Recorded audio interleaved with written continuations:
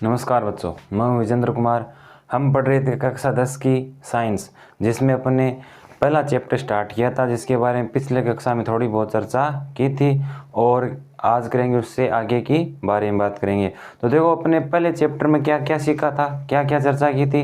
पहले तो ये चर्चा की थी अपने इस चैप्टर में क्या क्या कौन कौन से पॉइंट जो हैं, वो टॉपिक जो है वो क्या है पढ़ने वाले हैं उनके। उसके बाद थोड़ी सी क्या की थी, उसके बारे में चर्चा की थी। तो देखो, पहला अपन ने क्या पढ़ा कल पिछली कक्षा में कि परिवर्तन क्या होते हैं, कितने प्रकार के होते हैं, इस बारे में बात की थोड़ी। फिर क्या क्या इस चैप्टर में अपन क्या पढ़ने वाले हैं, रासायनिक परिवर्तन पढ़ने वाले हैं। तो रासायनिक परिवर्तन के बारे में क्या की थी, थोड़ी चर्चा की थी। रासायनिक परिवर्तन कौन से होते हैं, कहाँ रासायनिक परिवर्तन होते हैं, कहाँ भौतिक परिवर्तन होते हैं, इस बारे में चर्चा की। फिर क्या अपने रासायनिक अभिक्रिया, जो परिवर्तन हो रहे हैं उनकी क्या लिखी थी, रासायनिक अभिक्रिया लिखी थी, किस प्रकार से क्या लिखी जाती है। फिर क्या हो गया, प्रायोगिक उदाहरण लिखे थे, यानी उनको रासायनिक अभिक्रिया के रूप में लिख के क्या किया था, देखा था कि क्या बनेगा क्या नहीं बनेगा, क्या उत्पाद हैं क्या विकारक हैं, इस बारे में। फिर लिख किया था कि रासायनिक अभिक्रिया होने के संकेत क्या क्या है, यानी कोई रासायनिक अभिक्रिया हो रही है तो उसमें क्या क्या संकेत ऐसे होंगे जिनसे अपने को पता लगेगा कि यहाँ पर रासायनिक अभिक्रिया हो रही है। अब देखो, आज की क्लास में अपना पहला टॉपिक है शब्द समीकरण, यानी जो अपन समीकरण लिखते हैं उसको किस प्रकार से लिखा जाता है, पहले क्या लिखा जाएगा, बाद में क्या लिखा जाएगा, बीच में किसका निशान लगेगा, अगर दो विकारक हैं तो उनके बीच में किसका निशान लगेगा, दो उत्पाद हैं तो उनके बीच में किसका निशान लगेगा, विकारक पहले लिखे जाएंगे कि उत्पाद पहले लिखे जाएंगे, कि अभिक्रिया की दिशा क्या होगी, इस बारे में क्या है जांच कर पता लगाएंगे, तो वो अपनी क्या हो जाएगी, शब्द समीकरण हो जाएगी। अब देखो, समीकरण लिखने से पहले वैज्ञानिकों ने क्या सोचा होगा कि मान लीजिए कोई अभिक्रिया हो रही, कोई क्रिया हो रही है, क्या कोई पदार्थ नया बन रहा है, तो उसको समीकरण के रूप में लिखें तो उसको सर्वप्रथम किस प्रकार से लिखा गया होगा। मान लीजिए हाइड्रोजन प्लस ऑक्सीजन से क्या बनता है, जल बनता है, तो इसको सबसे पहले किस रूप में लिखा गया होगा कि इसको ऐसे लिखा होगा कि हाइड्रोजन को ऑक्सीजन के साथ मिलाने पर क्या बनता है, जल बनता है। तो ये कितनी बड़ी होगी। फिर इसको थोड़ा और छोटा करने के लिए क्या किया, उसके शब्दों का उपयोग किया, यानी दो शब्द हैं, दो लिए, दोनों को जोड़ दिया, फिर उनसे क्या बन गया, उत्पाद, यानी हाइड्रोजन प्लस ऑक्सीजन, फिर क्या बन गया, जल बन गया। इस हिसाब से लिया। फिर उसको और छोटा करने के लिए क्या किया कि हाइड्रोजन पूरा नाम नहीं लिखने से लिखकर उसका जो रासायनिक हाइड्रोजन का जो सूत्र है वो लिख दिया है, प्रतीक लिख दिया कि क्या है, हाइड्रोजन का क्या हो गया H2 प्लस ऑक्सीजन का क्या हो गया O2, फिर उनसे क्या बन गया, जल, यानी H2O बन गया। इस प्रकार से क्या हो गई, अपनी समीकरण बन गई रासायनिक। ये रासायनिक समीकरण लिखी किस प्रकार से जाती है, वो अपने पास क्या है, शब्द समीकरण के अंदर अपन क्या करेंगे, पढ़ेंगे। तो देखो, शब्द समीकरण अपनी क्या होती है कि सबसे पहले ऐसे लिखा कि मान लीजिए हाइड्रोजन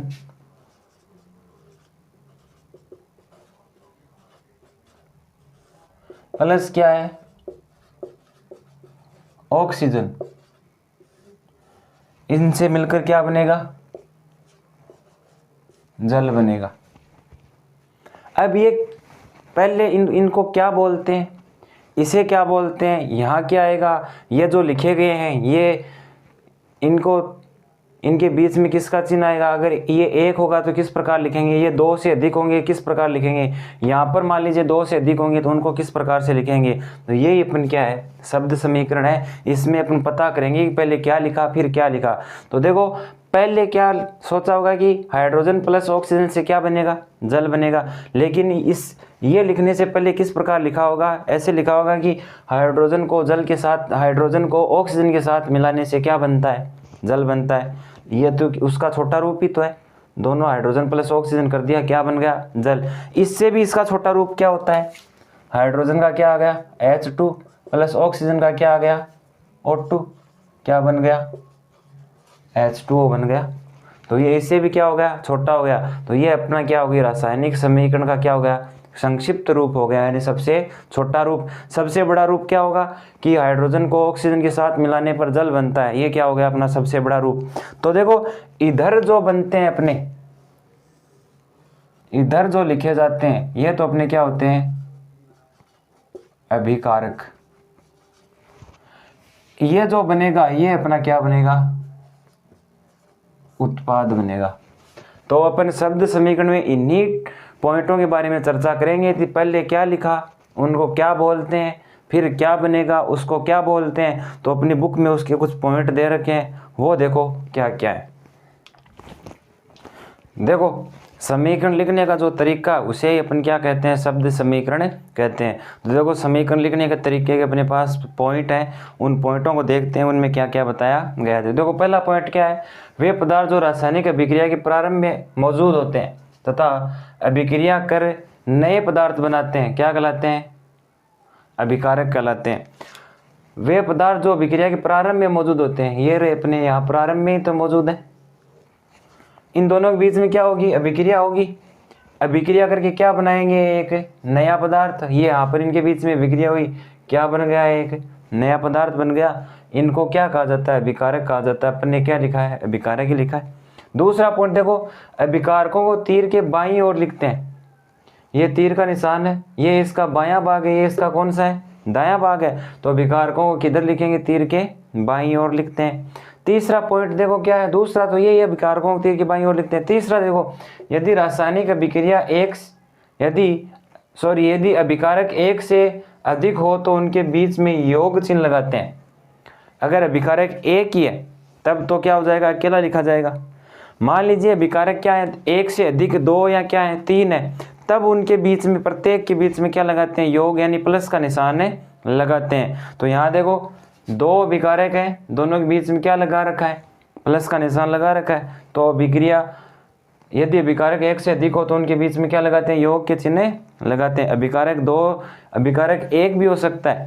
मान लीजिए किसी पदार्थ को क्या मिल गई, ऊष्मा मिल गई, और ऊष्मा मिलकर ये दो उत्पादों में क्या हो गया, टूट गया, तो अभिकारक एक भी हो सकता है। तो देखो दूसरा अगला पॉइंट क्या है, रासायनिक अभिक्रिया के फलस्वरूप बनने वाले पदार्थ को क्या कहा जाता है, उत्पाद कहा जाता है। यानी यहाँ तक ये क्या हो गई, रासायनिक अभिक्रिया हो रही है, संपन्न हो गई। संपन्न होने के बाद जो पदार्थ बनेगा उसे क्या कहते हैं, उत्पाद कहते हैं। अपन ने भी इसको क्या लिख रखा है, उत्पाद लिख रखा है। अगला देखो, उत्पाद को तीर के दाईं ओर लिखते हैं। उत्पाद को तीर के दाईं ओर लिखते हैं, तो दाईं ओर ही लिखा है। तथा यदि उत्पाद एक से अधिक हो तो उनके बीच में योग का चिन्ह लगाते हैं। यही अभिकारक वाली बात है। अगर अभिकारक दो एक से अधिक हो उनके बीच में भी योग का चिन्ह, अगर उत्पाद एक से अधिक हो तो उनके बीच में भी क्या लगेगा, योग का चिन्ह लगेगा। अगला देखो, तीर का सिरा उत्पाद की ओर होता है तथा अभिक्रिया की दिशा को बताता है। जो बीच में अपन तीर का निशान लगाते हैं, ये वाला, इसका जो ये सिरा होता है यह किस ओर होता है, जिधर उत्पाद होता है उधर होता है, और अभिक्रिया की क्या दिखाता है, दिशा को दर्शाता है। तीर का निशान का इधर है सिरा, तो उत्पाद इधर ही बनेगा। अगर तीर का निशान इधर है तो उत्पाद इधर बन जाएगा, और इधर है तब तो अभिक्रिया की दिशा इस ओर हो जाएगी। अगर इधर है तब अभिक्रिया की दिशा किस ओर हो जाएगी, इस ओर हो जाएगी। ये देखो ऐसे ही तो लिखते हैं। ये तो अपने क्या हो गए, अभिकारक हो गए, सामान्य रूप में अभिकारक हो गए, तीर का निशान आ गया, फिर क्या बन गए, उत्पाद बन गए। अभिकारक बाईं ओर है, उत्पाद किस ओर है, दाईं ओर है। ये है अपनी शब्द समीकरण को लिखने का तरीका, यानी अपनी समीकरण को लिखने का तरीका ये है। इसे क्या बोला जाता है, समीकरण को लिखने के इस तरीकों को क्या कहते हैं, शब्द समीकरण कहते हैं। अब देखो शब्द समीकरण का ये तो क्या है, बड़ा रूप है, विस्तार रूप हो गया। अब देखो शब्द समीकरण को संक्षिप्त रूप में किस प्रकार से लिखा है, विस्तार रूप कौन सा हो गया, ये भी एक विस्तार रूप ही तो है, इसका बड़ा ही तो है, नाम से लिखेंगे तब तक। और इससे विस्तार रूप क्या हो जाएगा, परिभाषा के रूप में लिखेंगे। देखो हाइड्रोजन को ऑक्सीजन के साथ मिलाने पर जल बनता है, ये भी क्या हो गया, विस्तार रूप हो गया। तो अब इसका संक्षिप्त रूप देखेंगे, वो कौन सा होता है, वो होता है ये वाला, इसके सूत्र लिखना। ये कौन सा हो जाता है, इसका संक्षिप्त रूप हो जाता है। तो देखो अगला पॉइंट क्या है अपना, अभिक्रिया का संक्षिप्त रूप। अगला टॉपिक है अपना अभिक्रिया का संक्षिप्त रूप। तो देखो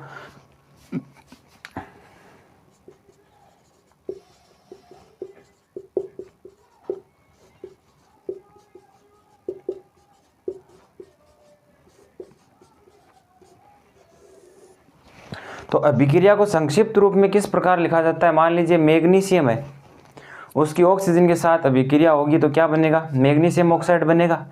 अब उसको बड़े रूप में तो किस प्रकार लिखेंगे कि मैग्नीशियम की ऑक्सीजन के साथ क्रिया होने से मैग्नीशियम ऑक्साइड बनता है, ये तो क्या हो गया, इसका विस्तार रूप हो गया। या फिर इसके शब्द लिख दिए, वो भी क्या है, इसका बड़ा रूप है। फिर देखो संक्षिप्त रूप क्या आता है, मान लीजिए बड़े रूप में इसको क्या लिखेंगे, देखो मैग्नीशियम प्लस ऑक्सीजन, क्या बनेगा, मैग्नीशियम ऑक्साइड।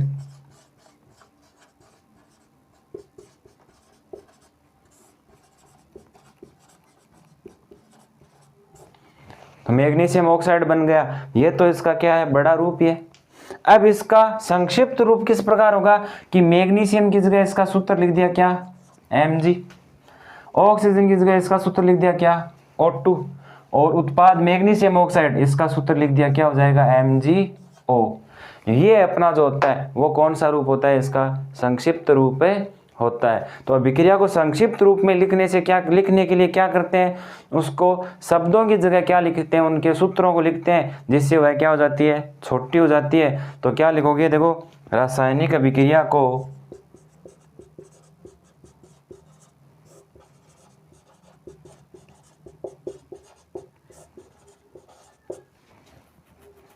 रासायनिक अभिक्रिया में शब्दों के स्थान पर सूत्र लिखने से अभिक्रिया छोटी हो जाती है।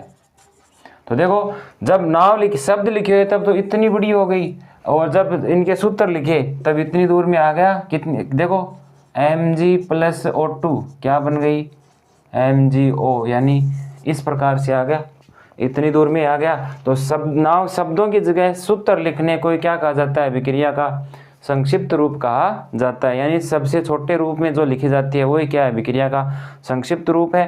तो ये था शब्द समीकरण और उसका फिर संक्षिप्त रूप। अब देखो आगे पढ़ेंगे अपन, नया टॉपिक है अपना ढांचा रासायनिक अभिक्रिया। देखो ढांचा रासायनिक अभिक्रिया क्या होती है, ढांचा रासायनिक अभिक्रिया को लिखने के बारे में अपन ने जान लिया कि किस प्रकार से उसको लिखते हैं। अब आती है ढांचा रासायनिक अभिक्रिया। तो देखो ढांचा रासायनिक अभिक्रिया क्या होती है, वह रासायनिक अभिक्रिया जिसमें अभिकारकों तथा उत्पादों के जो पदार्थ होते हैं वो क्या नहीं होते हैं, संतुलित नहीं होते हैं, वो कौन सी होती है, अपने ढांचा रासायनिक अभिक्रिया होती है।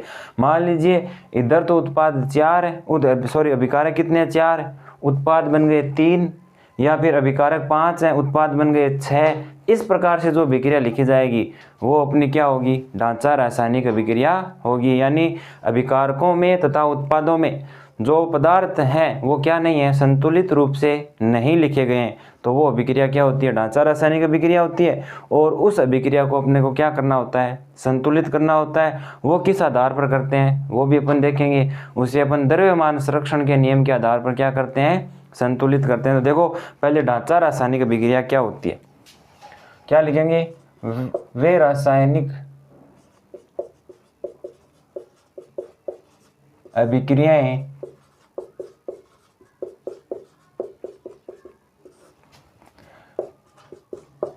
जिनमें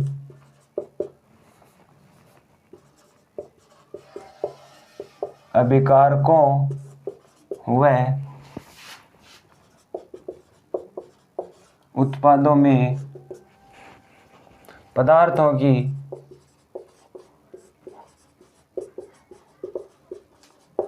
संख्या संतुलित नहीं होती है। तो क्या होती है ढांचा रासायनिक अभिक्रिया, वे रासायनिक अभिक्रियाएं जिनमें अभिकारकों तथा उत्पादों में दोनों तरफ जो पदार्थ बनते हैं उनकी संख्या क्या नहीं होती है, संतुलित नहीं होती, यानी बराबर बराबर नहीं होते हैं, एक में ज़्यादा होते हैं एक में कम होते हैं। तो वो अपनी रासायनिक अभिक्रिया क्या होती है, संतुलित। वो कौन सी होती है, ढांचा रासायनिक अभिक्रिया होती है। अब देखो क्या है, हमें ढांचा रासायनिक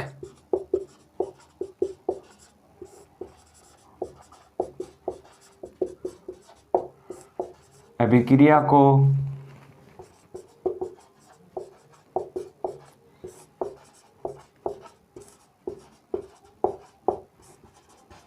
क्या करना पड़ता है, संतुलित करना पड़ता है। यानी ढांचा रासायनिक अभिक्रिया संतुलित किस प्रकार से लिखी जाएगी, तो वो देखो किस प्रकार से। देखो अपने पास एक तो क्या है Mg यानी मैग्नीशियम प्लस क्या हो गया O2, क्या बनेगा MgO, क्या बना MgO। तो देखो संतुलित है क्या है, ये अपनी कौन सी अभिक्रिया है, अब ये ढांचा रासायनिक अभिक्रिया है। क्यों, देखो यहाँ तो Mg एक ही है, Mg तो एक ही है दोनों तरफ, ये तो संतुलित है। दूसरा देखो O2 यानी ऑक्सीजन के कितने अणु हैं, 2, इधर तो ऑक्सीजन का अणु कितना है, एक ही है। अब ये रासायनिक अभिक्रिया कौन सी है, ढांचा रासायनिक अभिक्रिया है। जैसे ही इधर ऑक्सीजन 2 हो जाएंगे तब ये कौन सी हो जाएगी, संतुलित रासायनिक अभिक्रिया हो जाएगी। तो इसको संतुलित करने के लिए क्या करेंगे, ऑक्सीजन को 2 करेंगे, तो ऑक्सीजन को 2 करने के लिए यहाँ क्या लगाना पड़ेगा अपने को 2। अगर यहाँ 2 लगा दिया तो Mg कितने हो गए, अब 2 हो गए, तो Mg को भी इधर क्या लगाना पड़ेगा, 2 लगाना पड़ेगा। अब ये जो अभिक्रिया अपनी ये क्या है, संतुलित है। तो अभिक्रिया को संतुलित किस आधार पर करते हैं, द्रव्यमान संरक्षण के नियम के आधार पर संतुलित करते हैं। यानी इधर का भार और इधर का भार दोनों का क्या रहना चाहिए, समान रहना चाहिए। क्यों, द्रव्यमान संरक्षण का नियम क्या है कि द्रव्यमान को ना तो नष्ट कर सकते हैं अपन, ना ही क्या कर सकते हैं, उत्पन्न कर सकते हैं। तो ये क्या होता है अपना द्रव्यमान संरक्षण का नियम, इस आधार पर ही क्या करते हैं, समीकरण को संतुलित करते हैं। यानी जितने अभिकारक हैं उतने क्या बनेंगे, उत्पाद बनेंगे। नए तो उत्पादों को हम कम कर सकते हैं अभिकारकों से, नए उत्पादों को अपन क्या कर सकते हैं, बढ़ा सकते हैं अभिकारकों से। तो ये है अपनी ढांचा रासायनिक अभिक्रिया। अब देखो इसको संतुलित करना किस प्रकार करते हैं, द्रव्यमान संरक्षण के आधार पर करते हैं। तो वो लिखते हैं कि द्रव्यमान संरक्षण के आधार पर इसे संतुलित किस प्रकार से किया जाता है। तो देखो क्या लिखेंगे, नोट लगाकर लिखते हैं। देखो द्रव्यमान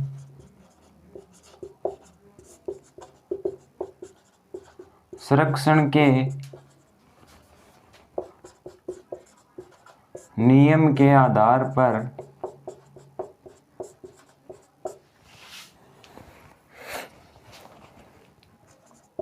किसी रासायनिक अभिक्रिया में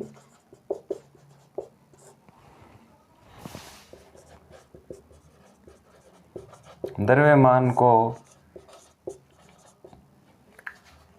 ना तो उत्पन्न किया जा सकता है और ना ही नष्ट किया जा सकता है। अतः किसी भी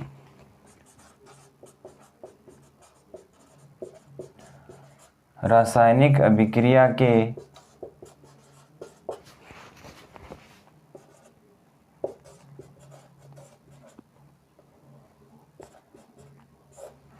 विभिन्न रासायनिक अभिक्रिया के अभिकारकों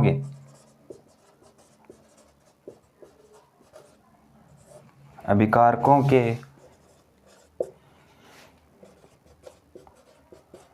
विभिन्न परमाणुओं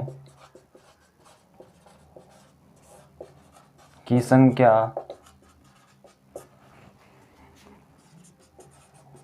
उत्पादों के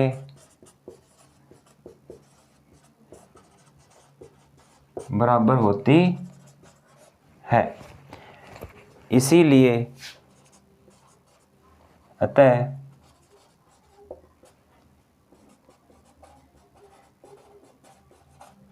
रासायनिक अभिक्रिया को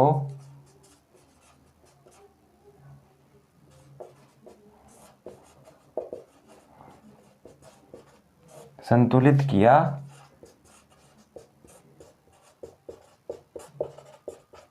जाता है। तो देखो रासायनिक अभिक्रिया को संतुलित क्यों किया जाता है, द्रव्यमान संरक्षण के नियम के आधार पर रासायनिक अभिक्रिया को क्या किया जाता है, संतुलित किया जाता है। क्यों? क्योंकि किसी भी रासायनिक अभिक्रिया में अभिकारकों के परमाणुओं तथा उत्पादों के परमाणुओं को क्या किया जाता है, रखा जाता है, बराबर रखा जाता है। अतः इसी कारण क्या करते हैं, रासायनिक अभिक्रिया को क्या किया जाता है, संतुलित किया जाता है। देखो, द्रव्यमान संरक्षण के नियम के आधार पर किसी रासायनिक अभिक्रिया में द्रव्यमान को ना तो उत्पन्न किया जा सकता और ना ही नष्ट किया जा सकता है। अतः किसी भी रासायनिक अभिक्रिया के अभिकारकों के विभिन्न परमाणुओं की संख्या उत्पादों की संख्या की क्या होती है, बराबर होती है। अतः रासायनिक अभिक्रिया को क्या करते हैं, संतुलित करते हैं। तो रासायनिक अभिक्रिया को संतुलित क्यों करते हैं? क्योंकि किसी भी रासायनिक अभिक्रिया में विभिन्न परमाणुओं की अभिकारकों में जितने परमाणु हैं उतने ही किस में होना चाहिए, उत्पादों में होना चाहिए। इसी कारण क्या करते हैं, रासायनिक अभिक्रिया को संतुलित करते हैं। तो समझ में आ गया होगा ये कि रासायनिक अभिक्रिया को संतुलित किस आधार पर करते हैं। देखो, द्रव्यमान संरक्षण के नियम पर आधार पर अब आपको एक उदाहरण देके बताता हूँ किस प्रकार संतुलित करते हैं। मान लीजिए आप क्या बना रहे हैं, चाय बना रहे हैं, जिसमें आपने क्या लिया, 1000 ग्राम जल लिया, 1000 ग्राम क्या लिया है, दूध लिया है। उसमें 100 ग्राम क्या मिलाएंगे, शक्कर मिलाएंगे यानी चीनी, और 50 ग्राम क्या मिलाएंगे, चाय। तो कुल भार कितना हो गया, द्रव्यमान कितना हो गया अपने पास, 2150 ग्राम हो गया।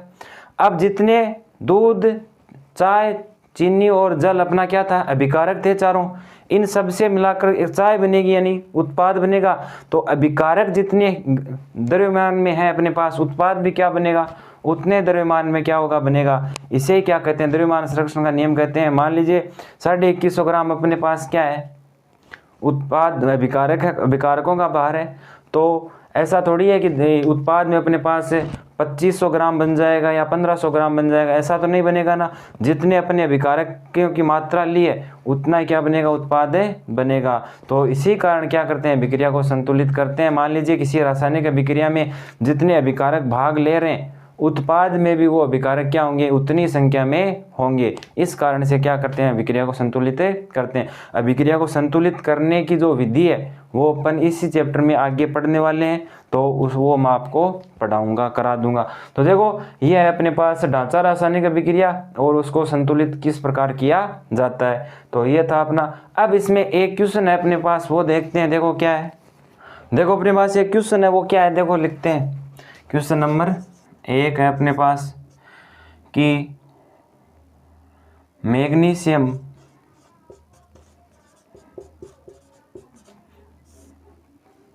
थोड़ा ऊपर लिखते हैं, देखो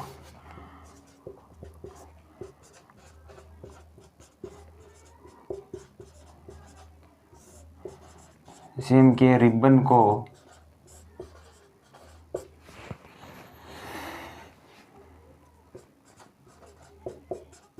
जलाने से पहले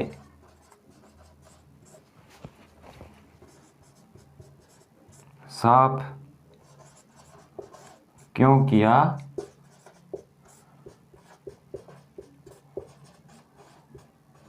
जाता है। ये अपने पास एक क्वेश्चन की मैग्नीशियम का रिबन जो है उसको अपन जलाते हैं, तो जलाने से पहले उसको साफ क्यों किया जाता है। तो इसका उत्तर क्या होगा, यानी आंसर क्या होगा अपने पास, मैग्नीशियम के रिबन को जलाते हैं। देखो, मैग्नीशियम को जलाया, ऑक्सीजन किसी भी पदार्थ को जलाते हैं तो यहाँ क्या, वहाँ क्या उपस्थित होती है, ऑक्सीजन उपस्थित होती है। तो मैग्नीशियम को जलाया, ऑक्सीजन की उपस्थिति में क्या बन गया, मैग्नीशियम ऑक्साइड बन गया। लेकिन ये मैग्नीशियम ऑक्साइड बनने से पहले, यानी ये बनने से पहले जो ये मैग्नीशियम है उसको क्या किया जाता है, साफ किया जाता है। वो क्यों किया जाता है, उसका कारण क्या है, वो देखो क्या है। देखो, मैग्नीशियम अपना जो है क्रियाशील धातु होती है। क्या होती है, क्रियाशील धातु, यानी क्रिया करने की क्षमता बहुत अधिक है, यानी अपने पास रखी किसी भी धातु या पदार्थ से क्या कर लेती है, क्रिया कर लेती है। तो देखो, मैग्नीशियम धातु अधिक क्रियाशील धातु है, जिसके कारण वातावरण में खुला छोड़ने पर वातावरण की जो ऑक्सीजन है उसके साथ क्रिया करके अपने ऊपर एक काले रंग की क्या चढ़ा लेती है, परत चढ़ा लेती है। जब उस परत चढ़े मैग्नीशियम के रिबन को अपन जलाते हैं तो वह उसके जलने का क्या करता है, विरोध करता है। इसी कारण क्या करते हैं, मैग्नीशियम रिबन को जलाने से पहले जो रेतमाल आता है उसकी सहायता से उसको इस प्रकार रगड़ के क्या किया जाता है, साफ किया जाता है, ताकि वह क्या हो, आसानी से जले। यानी सीधा ही जलाएं तब अपने पास आग की संपर्क में सीधा क्या आ जाए, मैग्नीशियम का रिबन आ जाए, ना कि उसके ऊपर चढ़ी हुई काले रंग की परत आए। इसी कारण उसको क्या करते हैं, जलाते हैं, तो साफ करते हैं, सॉरी। तो देखो हल क्या होगा इसका, मैग्नीशियम की जगह Mg भी तो लिख सकते हैं। मैग्नीशियम एक क्रियाशील धातु होती है, अतः उसे वातावरण में खुला छोड़ देने से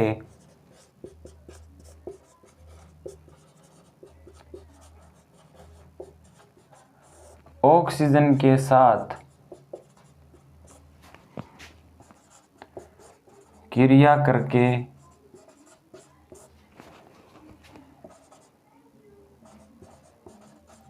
अपने ऊपर काले रंग की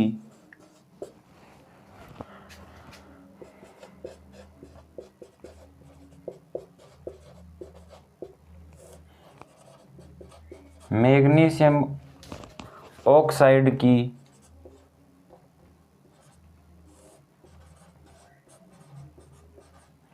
परत बना लेती है।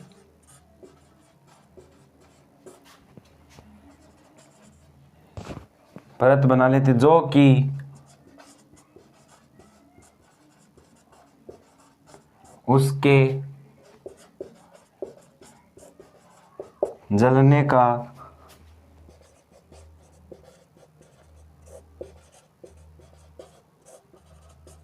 विरोध करती है। अतः या फिर इसीलिए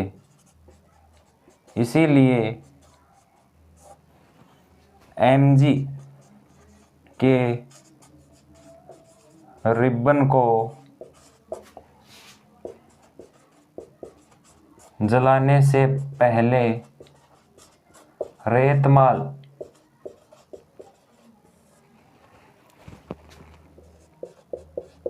रगड़कर